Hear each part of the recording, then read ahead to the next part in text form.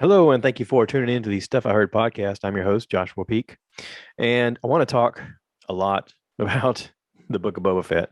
I know right now people who don't watch Star Wars and don't watch the Book of Boba Fett are like, Jesus, would you just move on from this? No. If you notice behind me, I have a picture of Boba Fett above my head. I'm wearing my Boba Fett t-shirt. My mom actually called it Bubba Fett, which I thought was hilarious because I thought for a minute maybe Forrest Gump's buddy had traveled in time and space, and he's like, Forrest, I know a lot about shrimp and business, but I also know about bounty hunting. You know, one of those kind of mashup deals. Um, so anyway, I really, really, really enjoyed episode 6. If you haven't been watching it, go watch it and then click back into this because I'm going to talk all about it. Spoilers. Spoiler alert. Sorry, a little bit of caffeine. Anyway, so in this episode, we have a lot of things happen. Now, I told my wife before we watched it, I said, listen, I've watched this beforehand, and I'm just going to go ahead and let you know that it's really, really good. And she was like, okay. So she watched the episodes. She has not seen any of the animated stuff, and she's lightly interested in the show. I would say up to now, she's not been interested at all, I guess, until we saw Din Djarin in the last episode. She was like, these are really boring. And they kind of were. I mean, the first episodes were just slow, in my opinion. It was just sort of setting up the mood and the characters. It's almost like reading a Stephen King book. When I was younger, I tried to get into Stephen King because everybody told me he was so cool. And every book that I read of Stephen King, he would waste over half the book telling you about all of the characters that you're going to see, where they're from, what the weather is, what their favorite cereal is, how they like to wear their pants. I mean, just all kinds of crazy details to paint this picture before he actually told you the story. And I was like, God, could you just get to the part where the story starts? I mean, uh, several books that I read, I was just flipping through and flipping through and flipping through and kind of, come on, get to the good part. Um, this is sort of how this season is. I know that they're trying to give you some background information and to tell you why we should care about the Tusken Raiders, why we should care about anybody having to do with Mos Eisley, why we should care about Boba Fett or Fennec Shand. All of it is set up so that we're engaged and that we care. The Mandalorian, right off the bat, gave us an adorable character in Grogu, the little baby Yoda looking character. So even people who weren't interested in Star Wars at all were like, oh, this is the cutest little character. And they want to see what happens with it, right? So I don't know if the intention in the beginning was to have this character be a big part of the series or a continuing character that grew, but I think that everything is pushing towards this character becoming eventually a reiteration of the first Mandalorian Jedi combination. Maybe Grogu will wield the dark saber at some point. Maybe that is why we're seeing him developed as a Mandalorian, as a Jedi, possibly. He definitely is strong with the Force. He's training with Luke in this episode. We get to see some adorable little interactions with them where Luke is training him how to use his powers. There's a moment where Grogu tries to use the Force to raise a frog up, like a one-eyeballed frog. He tries to raise it up so they can eat it, and Luke sort of scolds him and is like, "Hey, knock it off." And then he shows him what he could do with the Force, and he lifts up all the frogs in the swamp, and he's like, this is what you can do, but you got to concentrate. You got to work on the small steps. And there is that interaction very much like in the interactions with Yoda when Luke was training, where Yoda would remind him size doesn't matter. It has to do with your powers, it has to do with your strength and your belief in the Force, which is a lot about, in my opinion, parallels your belief in faith. Um, this is very interesting because Luke does a running montage with Grogu on his back that was really similar to him in Empire, whenever he's training to learn to be a Jedi and to control his body, to control his mind, to use his surroundings and the natural elements to his advantage. And he's sort of teaching Grogu that too. And there's a moment where Grogu learns to use the Force in this episode to a point where we see Ahsoka Tano come up and lovely exchange between the two of them. She, I'll get to her in a second, but She said, "How's it going?" And he says, "I don't think I'm teaching him as much as he's remembering." And I think that line is very important. I think that is a pivotal part of the plot of this is, Grogu's supposed to be over 50 years old, but yet he's also a child to a lot of people. Even, with the natural world around him. We know that Yoda lives to be something like 900 years old. So even Luke makes a comment. He says that, whatever your attachments are is going to be different than most people's because a lifetime to them is a small moment to you. He's trying to let him know if you choose to have Mando as an attachment, like it's going to sway your pursuit of learning the Force and learning to be a Jedi. But it also won't matter in the end because Din Djarin's life is going to be so small compared to your life. Your life is so much larger and so broader, which again makes me think that he's going to eventually hold the dark saber. I think he's going to train to be a Mandalorian and use the Force, and possibly have Ahsoka train him in the next step. So there's all this possibility, man. I love how they're taking the story. I love the fact that Dave Filoni's in charge of this. Him and Jon Favreau working closely with Lucas on, here's an idea. And basically Lucas at a certain point gave him the ball and said, "Here, run with it. I mean, this is yours now. You've developed it into way more than I thought it could be, and I trust you." And just, when you come up with an idea like this, it is one of those things where you go, God, I hope that somebody does the right thing. I hope they take this intellectual thing that I've developed, this property, this manifestation of imagination, and they do something grand with it. Because you do run out of ideas at a certain point, and you need help.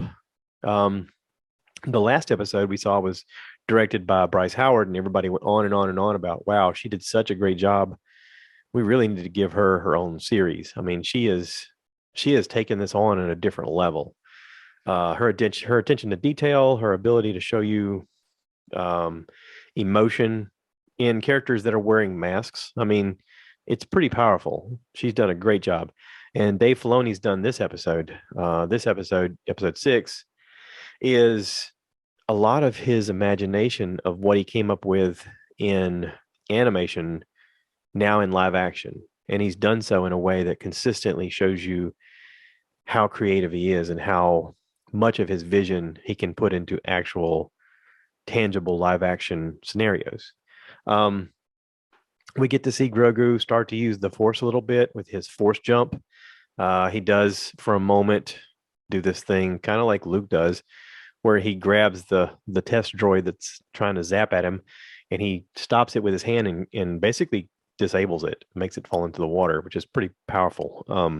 We've seen Grogu in the Mandalorian series use the Force on several occasions to do things to protect Mando. And there's elements of the dark side in what he's doing. And I think that the way the story is being written, he's going to be somewhat Force neutral. So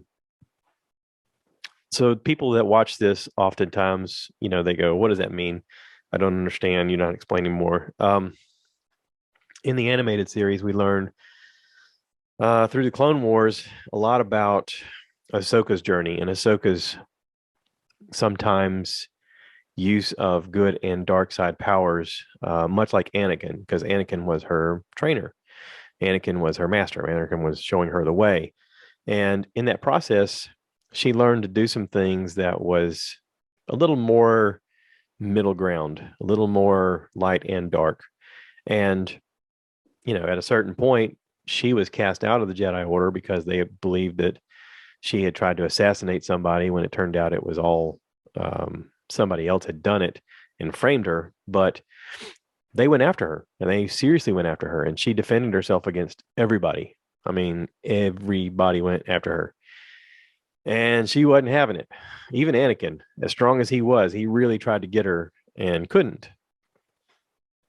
And it shows her resilience. It shows her power. She was assigned to be underneath him from Yoda. Yoda and Obi-Wan was like, here is going to be your student. Actually, it was Obi-Wan who said, "I don't think he's ready to take on this responsibility." And Yoda said, "He's ready for this responsibility." Like Yoda knows that she's going to challenge him, she's going to learn from him, and that Anakin sort of dances between this dark and light side as a young apprentice, as a young Padawan, and eventually as a Jedi. Um, he danced between this light and dark side, and Ahsoka was going to be enough of a responsibility to hopefully pull Anakin out of it.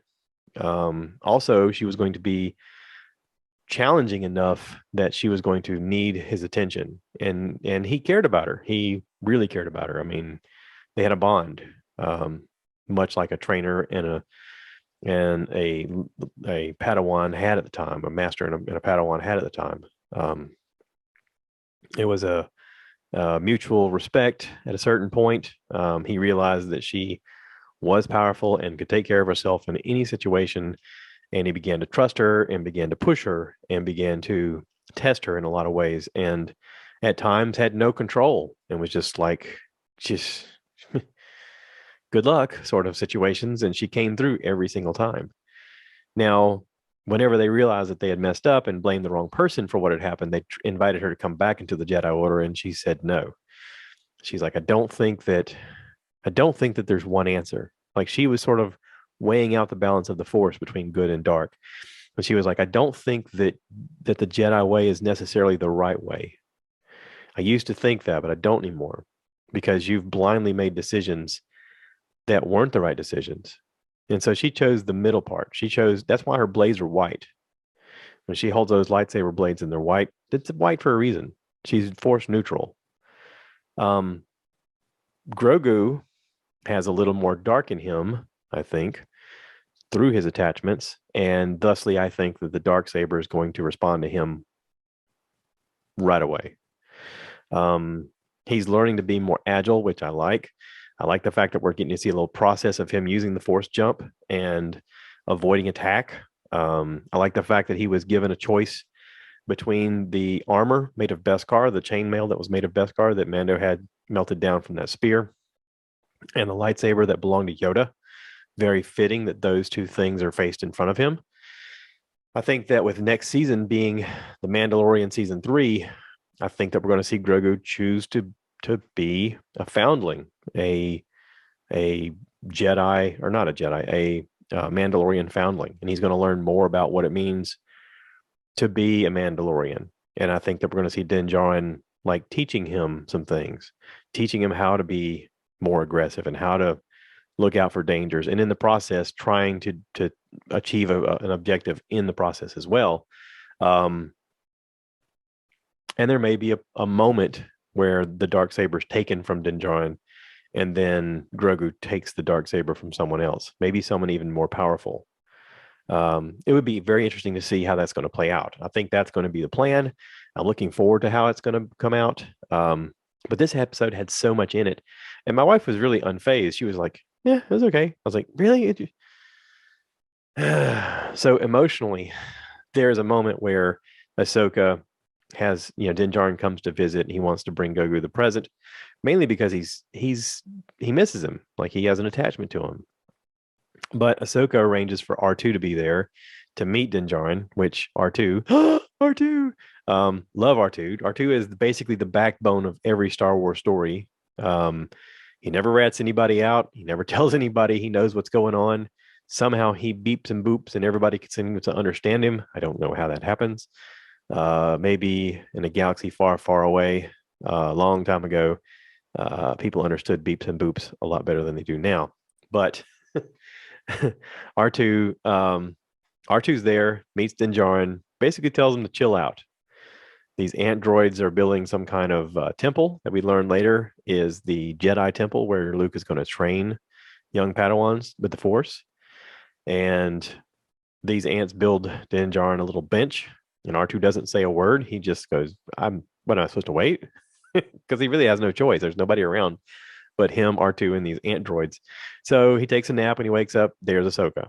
And he interacts with Ahsoka because he's seen her before. We've seen him interact with her last season. Very cool episode where she is basically laying to waste a temple of guards and military people looking for Thrawn. We're going to see Thrawn probably come up in her series. all of these stories are playing together so well. I really hope nothing happens to these people. Just there's so much storyline that's going to unfold before us that's going to get progressively cooler and cooler as it goes.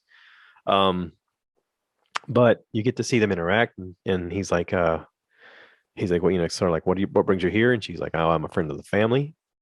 Sort of a wink to the audience saying, you guys know, I've been, I've been here since the beginning, man. You don't know, man. Since Anakin was a kid, or actually, Anakin was like I guess Anakin would have been in his late teens, early 20s, whenever she was like a kid, because he was training her when she was. They used to call her Snips, or actually, Anakin nicknamed her Snips because she was this tiny little thing, but she was badass. Anyway, then you see her interact with Anakin. I mean, with Luke. She comes up to Luke and he says something, and she looks at him and she goes, "You're so much like your father." Like and it's done in such a way. I mean, it's just the subtlest touch that Filoni was able to do with Rosario Dawson, with her character to sort of give that nod to the audience and saying, "You guys know, you've been there." And if you haven't seen the animated series, go back and watch it. I've said this many times before. Go back and watch the Clone Wars. You can skip all of the episodes where they're interacting with those people in the water. None of those are important. Anytime you see water, just go skip this episode and go to the next one because it's all stupid. Um, there are some filler episodes once in a while. There's some stuff about the Bad Batch. There's some stuff about the clones. There's a lot of stuff in there about the clones with Order 66 and how that interacts. There's a lot of stuff in there about Palpatine and how he is secretly Darth Sidious and how he is moving chess pieces on both sides of the board and basically making everyone fight each other so that he can weaken all of the Jedi and take them out. All of this, the Clone Wars and everything, was because Sidious was trying to get rid of the Jedi, and this is the most efficient way to do it. Create chaos, have them fight things that you've created yourself, and give them weapons that they're going to think is on their side. You made a peacekeeping group suddenly become military generals. They call each other general and captain and stuff like that, and they're military. And then they're turned on by the people that they trusted the most, these clones that they thought were their buddies, all because the emperor says enact Order 66, which is a really interesting time. I've gone back to season 7, the episode where it happens, and Ahsoka suddenly has to defend herself from her friends. And the very next episode where she has to battle Maul by herself and capture Maul. And I've watched that episode maybe 10 times already. I mean, I watched it 4 or 5 times lately. I also went back and watched Rebels, the episode Inside Time and Space, where Ezra Pritchard goes inside of the mountain and pulls Ahsoka through. Oh, it's so good. It's so good. Man. And Filoni just basically tipped his hat at this episode, gave us all of it. And then to top it off, he also gave us Cad Bane. We get another interaction between Cobb Vanth, the cowboy, Timothy Oliphant. He's out there in the desert defending his town, being a cool hand Luke, fast draw. He has an interaction with the Pike Syndicate. He basically draws down, there's 4 of them, and he tells them, he's like, "Hey, if you guys turn around now and don't come back, I didn't see nothing." And they draw on him. He takes down 3 of them. And one of them's a little too slow. And he goes, "You must be the smart one." "Well, good. I'll let you leave." He goes, "But you're going to leave what's in that box as payment since you decided that you were going to attack me." And the guy tells him, "What's in this box is worth more than your whole town." And he says, "I don't care. Put it on the ground and leave." And the Pike Syndicate guy does. And when Cobb gets to it, he opens it up and it says spice stuff. Now, this spice stuff is very valuable in this story. It's very similar to Dune, obviously influenced by Dune heavily. This is supposed to be used by the Star Cruiser ships so that they can, use their warp drives or whatever. I don't exactly know how it's supposed to work, but it's essential to space travel in this storyline. Thusly, it is very expensive.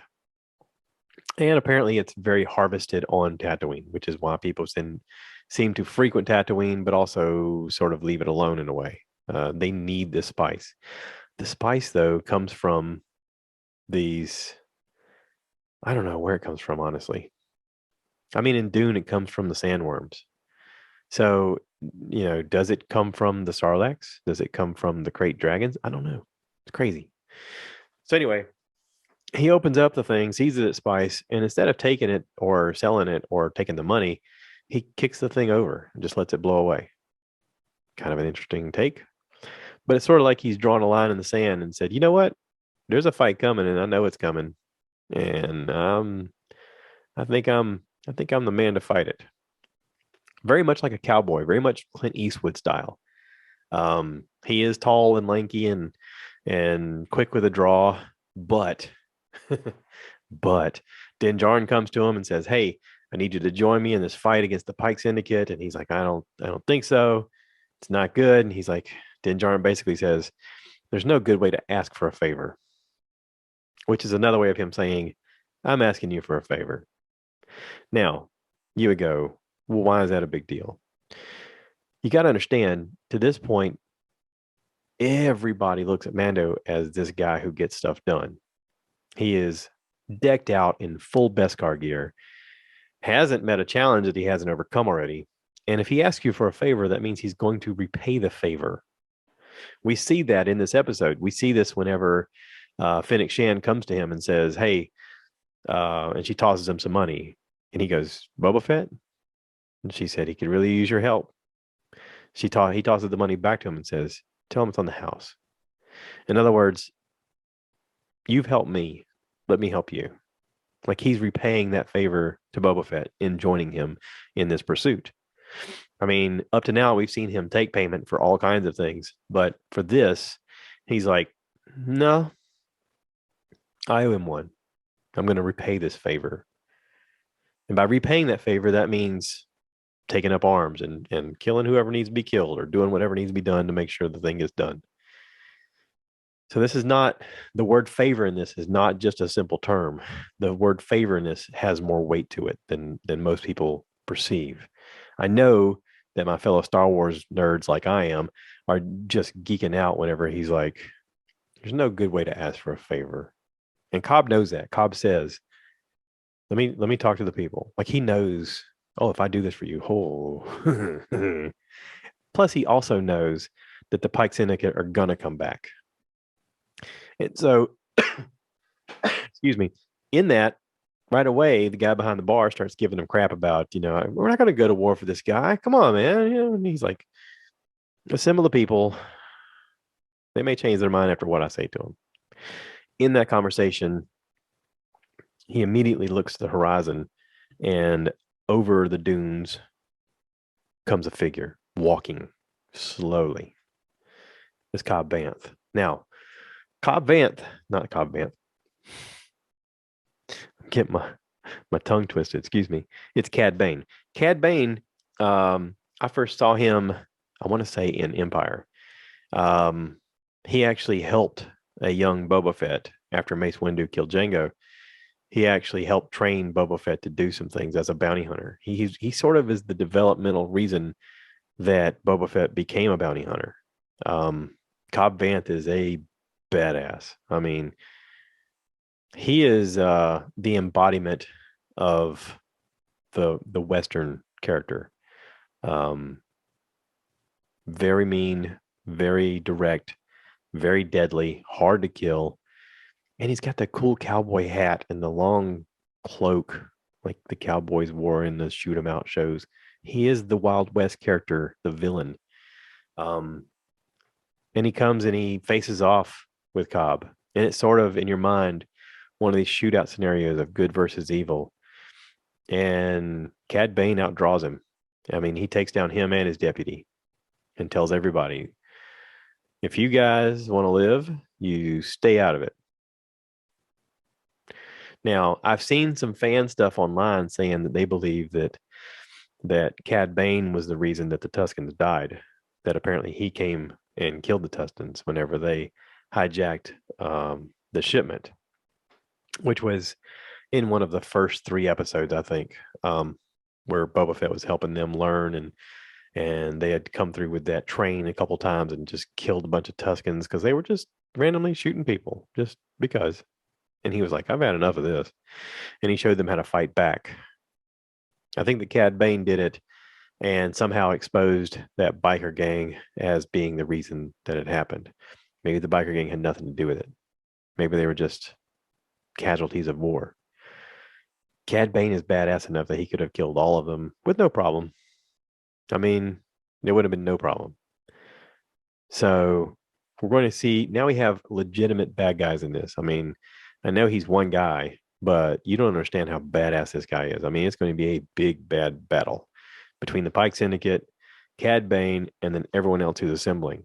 Now, the Pike has their own army as well. The Pike Syndicate has their own group of people that are military, and they're pretty ruthless.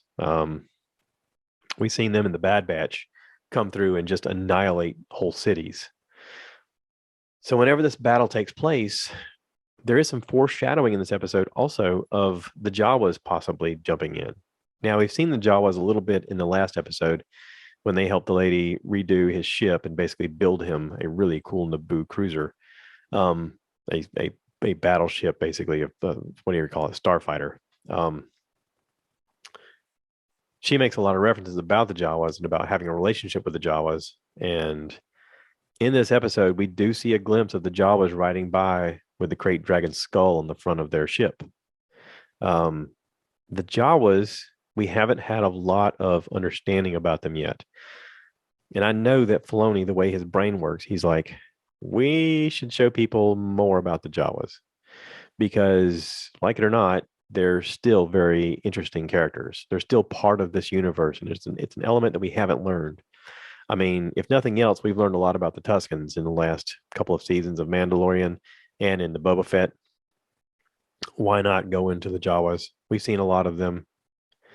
We're going to have some kind of interaction between Jawas and this fight, I think. They're going to realize that this planet is part of their thing as well, and they're probably going to join in at some point. We're probably going to get some kind of story with them as well. I'm not sure how, but it's going to play out. And I'm so happy. The episode made me happy. I loved Grogu using the Force. I loved watching him become agile. I loved seeing Luke's interaction. I love the fact that they've defaked him enough to look exactly like a young Luke. I read online that they hired the guy that was the YouTuber deepfake guy to make everything look better, and he did a fantastic job. I mean, this looks flawless. I love the fact that they're setting up the story for Luke and starting the academy. And I couldn't help but think about the timeline and the fact that we could possibly see a Princess Leia come back. We could possibly see a Han Solo, a Ben Solo. I mean, all of these characters are alive and well during this time. Another Chewbacca. I mean, Chewbacca could possibly pop up. C-3PO could pop up. You don't know. All of this is possible right now. This is in that time period where everything was great. After the Return of the Jedi, after Luke had killed the Emperor supposedly and freed Anakin. All of this is after that. So there is this battle going on with Cad Bane, and there is this power vacuum amongst the galaxy. And you do have Thrawn that now is starting to take over. And Cad Bane is just there for hire. And is not going to go away quietly. Now, there has been some fan stuff talking about Cad Bane is the person who ends up killing Boba Fett, possibly. Spoiler, just saying. That is a real possibility. It doesn't mean that we're going to lose the actor because he's also going to pop up as Rex. He is a clone, so the same guy can play multiple characters. He was the voice of most of these characters in the animated series because he's a clone of the same person. All a clone of Django, which is him. It's the same actor. Genius. I just wish they'd all done this sooner so he was younger because he's 60 something years old, 61 years old now, and he kind of looks like he's 61 now, and it's I'm still happy about it. It's good stuff. Thank you, Dave Filoni. Thank you, Jon Favreau. Um, Thank you to my friends for getting into this and cheering me on about it and constantly challenging me to look at it differently. And thank you to the people who listen. I mean, I've gotten a lot of feedback from people who are like, "Have you seen this episode?" And we talk about it, we discuss the plots and all that stuff. And thank you to Rosario Dawson and the fans who voted to try to get her to play Ahsoka, and she was in for it, and she's the perfect Ahsoka. Um, Man, just it's such good stuff. And the way they made Cad Bane look is so cool with that light blue skin and the dark glowing eyes and the jagged teeth and the Clint Eastwood hat and just so cool. So cool. And anytime you're going to see Cad Bane from now on, you're going to geek out. Trust me, because he's going to be mowing people down and there's going to be quite a battle. So, I just want to say that I'm here for it. I'm here for all of it. So, uh, switching directions. This is stuff I heard. And I don't just talk about Star Wars. I know that for the majority of this, what you hear, but I watched a really cute movie on Disney called Ron's Gone Wrong. It's a very adorable type cartoon. This kid gets a robot. It's supposed to be this thing called a B-bot. It's supposed to be your best friend out of the box. And let's just say that some things are wrong with Ron in all the right ways. The movie is interesting and lovely and funny, very funny. And a lot of it has to do with making friends and not being a bully and understanding that everybody has something hard they're going through. And sometimes we get swallowed up by our devices thinking that we're making friends socially online when we're not making friends in person when we could be. And I loved it. I loved the movie. Thought it was great. So if you're looking for something to make you feel good about life and each other and friendship and all that good stuff, Ron's Gone Wrong. It's pretty good.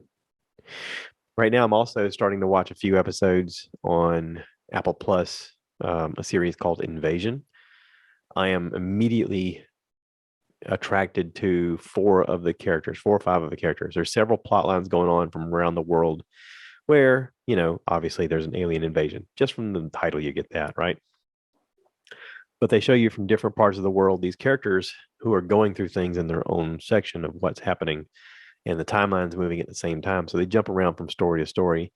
And there's times you have to read a lot of captions because this one lady's Japanese and everybody around her, of course, is in Japan, so it's Japanese. One guy is a soldier in Afghanistan, so you've got different dialects of people who live there that you're having to read subtitles at times. And there's times they don't understand each other, so there's sections of that. I highly recommend using closed captions watching this show so that you can read everything appropriately. But there are characters in this that are very hard to stop looking at. I mean, they capture the screen.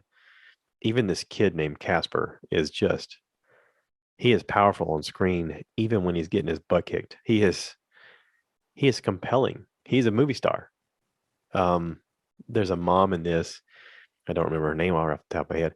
Every time she's on the screen, I'm like, golly, you are a lead actress. There's this dude who's a soldier in this who's just powerful. I mean, even when he's super vulnerable, you're like, man, what a movie star. Every one of these characters, movie stars. And, it's got to speak something to Apple Plus's power to hire the right people for the right job. So I'm watching it. I haven't watched it all. I'm into it though. I'm about 8 episodes in. That's one of the weird perks of working third shift is when you're not at work, you're trying to sleep. When you're not sleeping, you're just trying to pass some time while everybody's at work. So I watched a lot of TV. So there's that. All right. I know it's probably not healthy for me, but that's what it is. So I'm going to wrap this up. Thank you to everybody who listens. Thank you everybody who watches the YouTube. Thank you by everybody who's been checking out the website, www.stuffiheard.com. I put some stuff on there about we're trying out HelloFresh. They're not a sponsor of the podcast, but we got turned on to it by my wife's sister, and we tried a couple of meals so far, and they've both been great. We had 2 more arrive today. Looking forward to cooking one tonight. So check out, I guess, where am I putting that? Instagram, Facebook? Anyway, I'll talk more about it as it goes. It's pretty interesting though. Pretty good at food so far. But anyway, thank you for everybody's for support. If you've enjoyed this episode and want to do one with me, let me know. Please remember to rate, review, subscribe anywhere you can. That does help the channel. It does help us grow. Helps me afford, maybe hopefully one day an engineer to help me come up with better content, or somebody to control the sound and the cameras a little better. I don't know. This is all a process, Nothing starts at 100 speed. Everything starts off with 1, and you just grow from there. And I'm trying to grow. So thank you again. And as always, cue the cow. So I want you guys to give me more likes. Give me more likes.